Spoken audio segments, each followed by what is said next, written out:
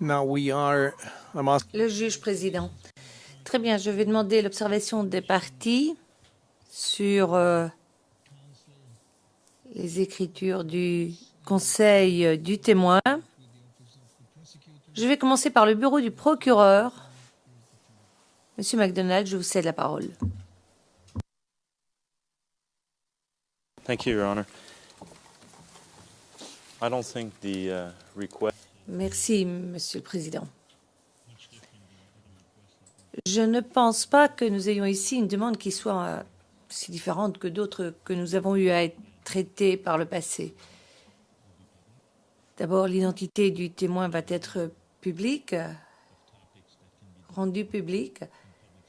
Il y a plusieurs sujets qui pourraient être abordés en audience publique qui n'impliquent pas que l'on active la règle 74. Et je voudrais aussi qu'on signe au procès verbal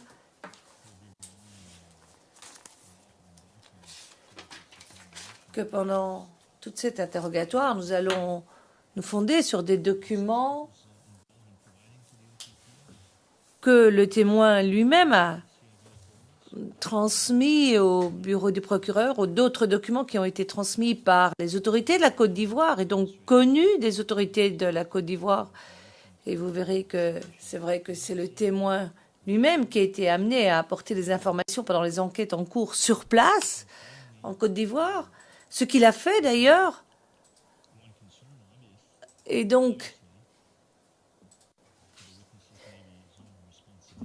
s'il y a un sujet d'inquiétude dans le chef du témoin, c'est son sentiment de responsabilité sur lequel il s'étend lui-même d'ailleurs et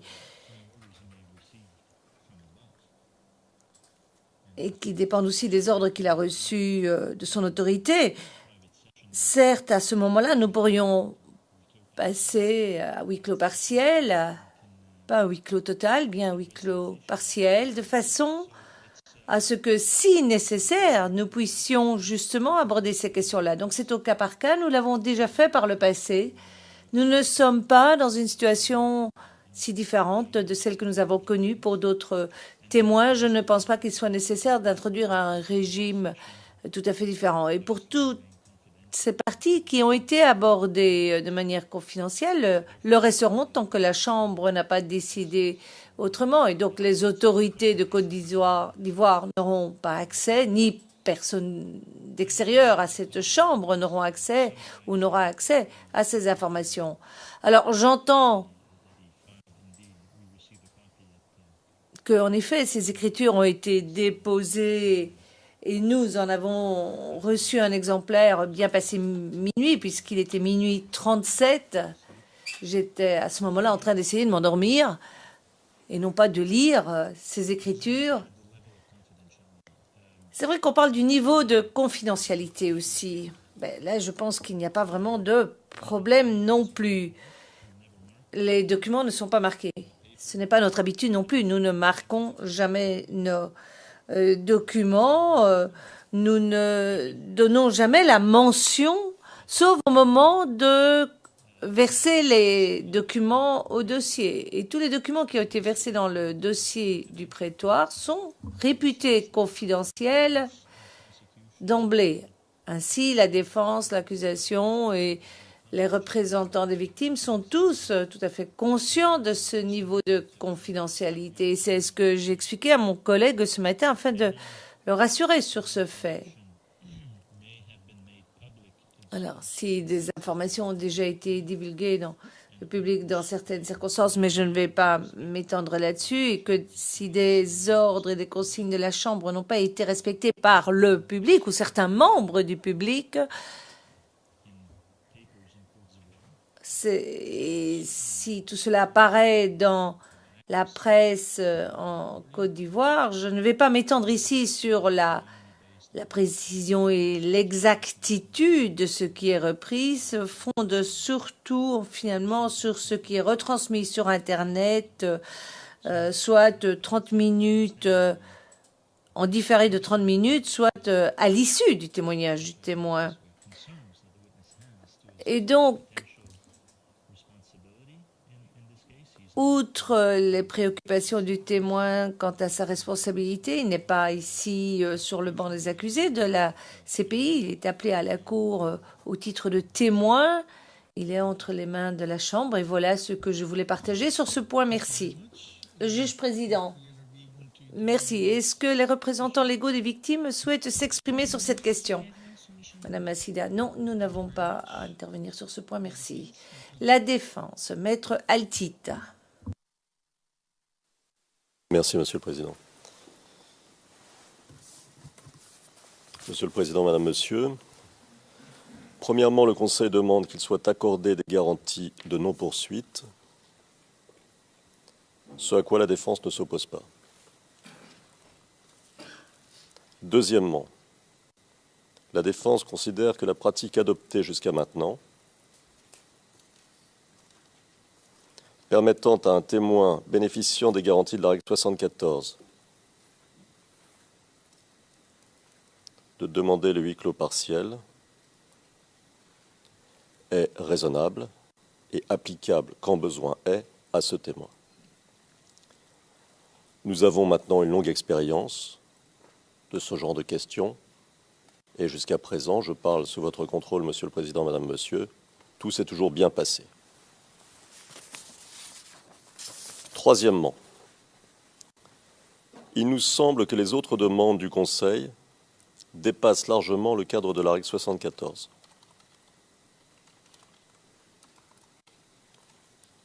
En effet, il demande des mesures de protection alors que ce qui peut être accordé sous la règle 74 sont des garanties. Je reprends ici ce que vient de dire mon confrère de l'accusation. Le témoin ne bénéficie pas de mesures de protection. De telles mesures n'ont jamais été demandées et n'ont jamais été débattues. La règle 74 ne peut être utilisée pour obtenir un témoignage à huis clos total ou pour obtenir l'anonymat du témoin vis-à-vis du monde extérieur. Le seul outil utile ici est le huis clos partiel, encore une fois quand cela est nécessaire, sous le contrôle de la Chambre, et quand cela est justifié, demandé et justifié. Suivre le Conseil dans ses demandes, ses autres demandes, serait porter atteinte au principe sacro-saint de la publicité des débats et reviendrait à contourner ce que doit être un témoignage qui, par définition, doit être public, car seule la publicité entraîne la responsabilité. Et un témoignage, c'est une prise de responsabilité d'un individu vis-à-vis de la Chambre, vis-à-vis de la justice et vis-à-vis de sa communauté. Quatrièmement,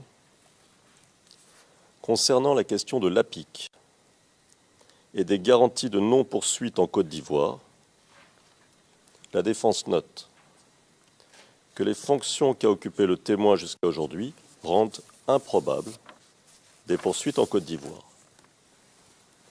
Néanmoins, si le témoignage du témoin dépendait de ces garanties, il conviendrait peut-être, effectivement, de faire les démarches nécessaires pour s'enquérir de la situation auprès des autorités ivoiriennes avant de commencer. Et dans ce cas, il serait important d'associer la défense à ces discussions. Merci. Thank you very much, Maître Altit. Merci beaucoup, Maître Altit. Maître Knops. Oui, bonjour, Monsieur le Président. Messieurs, Mesdames les juges. Monsieur le Président, le Conseil du témoin a identifié 5 sujets, 5 domaines sur lesquels je vais me pencher brièvement. D'abord, la règle sur l'auto-incrimination. La règle 74 tel que pensé lors des travaux préparatoires de la CPI entraîne que la protection contre une autoincrimination ne peut jamais être octroyée d'emblée pour la totalité du témoignage. C'est vrai que le raisonnement qui sous-tend cette règle 74 fait que finalement elle n'est applicable que sur une base ad hoc, soit par question, soit par situation, sans quoi nous pourrions finalement ouvrir la porte sur une utilisation abusive de cette règle, puisque d'emblée tout témoin pourrait en invoquer l'application avant même que la Chambre n'ait eu l'occasion d'entendre le témoignage. Aussi, en conclusion et par ce motif,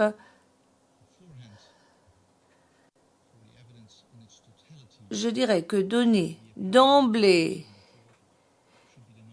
octroyer l'application de la règle 74 de manière générale ici serait contraire au fondement même mis en place dans le règlement de preuves et procédures. Deuxième domaine identifié par le Conseil, c'est les huis clos partiels.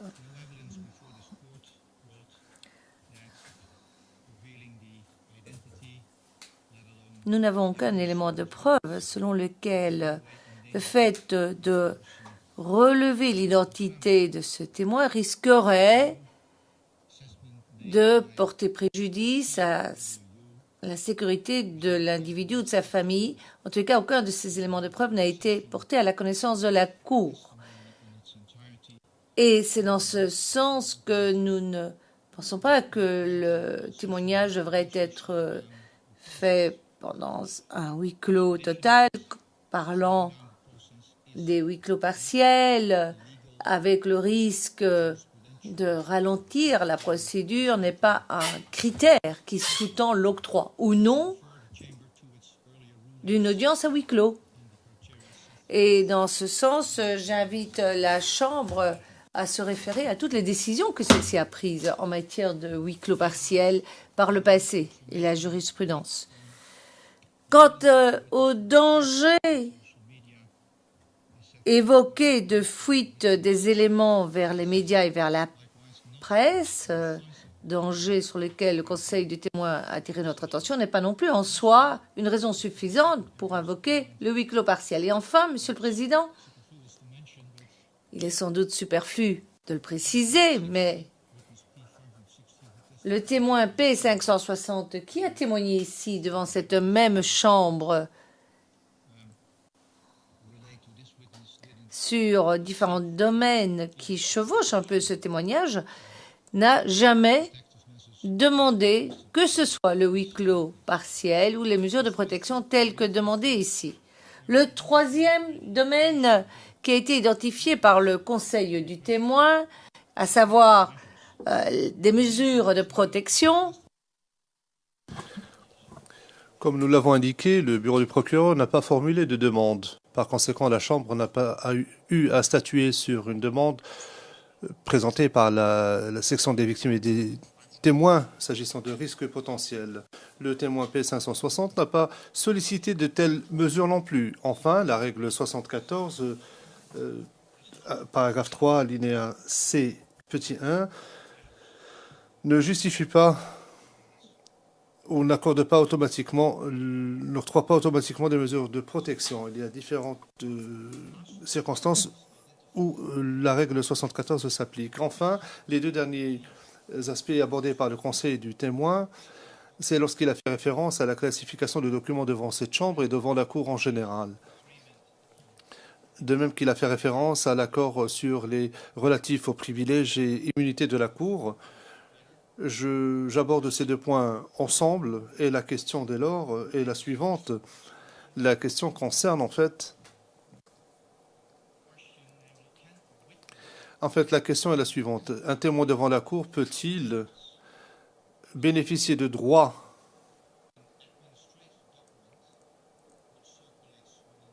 de l'interprétation de documents administratifs ou de circulaires de la Cour, ou encore d'un accord relatif aux immunités et privilèges de la Cour qui concerne principalement les États parties.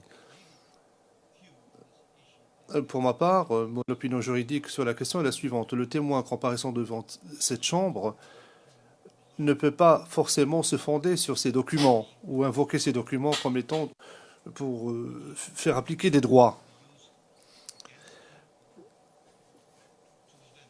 Il ne peut pas se prévaloir de ces documents pour invoquer des droits. Je crois qu'il appartient à la Chambre de statuer sur le statut de ces documents.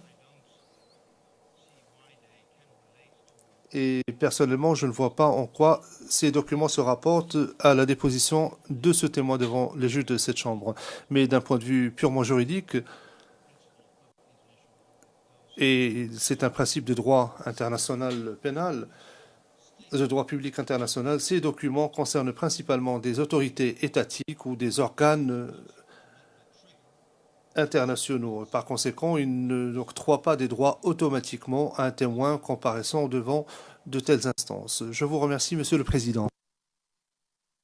Thank you very much. Le juge président, je vous remercie.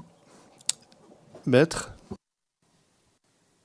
If I have the permission of... Maître Lauchi, avec l'autorisation de la Chambre, je souhaiterais faire quelques observations en réaction aux interventions des partis. Le Président, oui, vous avez formulé vos observations, les partis ont réagi, je crois que ça s'arrête là. Il faudra que nous statuions sur cette requête. Nous allons suspendre l'audience et reprendre avant 12h30. Merci.